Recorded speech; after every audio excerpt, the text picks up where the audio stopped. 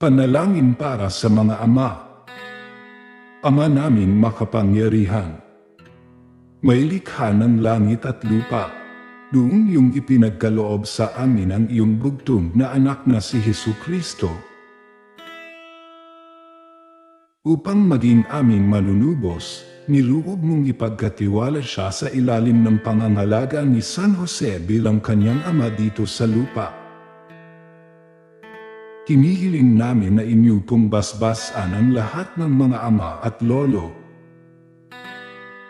Pagkalooban mo po sila ng lakas buhat sa iyong banal na espiritu, upang kanilang mahalin ng may katapatan.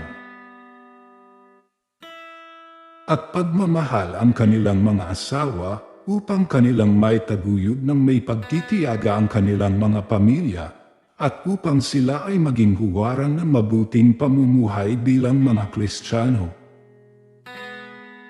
Amin ding inaalaala ang lahat ng mga amang naghahanap buhay sa labas ng bansa,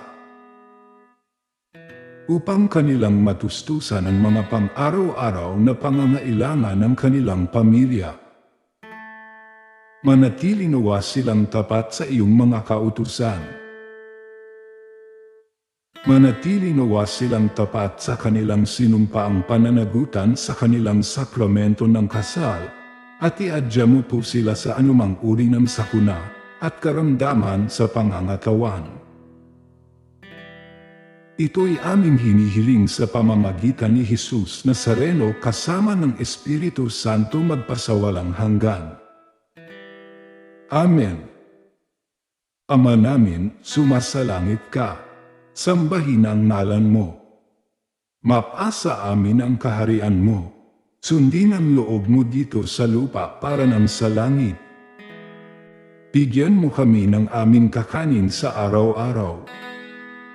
At patawarin mo kami sa aming mga sala, para ng pagpapatawad namin sa nagkakasala sa amin.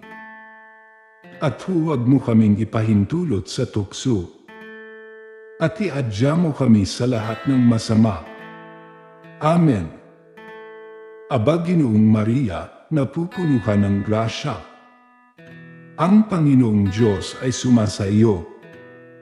Bukod kang pinagpala sa babaeng lahat, at pinagpala rin naman ang anak mong si Jesus.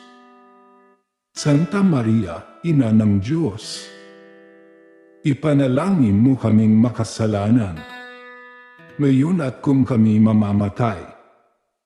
Amen. Luwalhati sa Ama, sa Anak, at sa Diyos Espiritu Santo, kapara noong unang-una, ngayon at magpasawalang hanggan. Amen. Sa ngalan ng Ama, at ng Anak, at ng Espiritu Santo. Amen.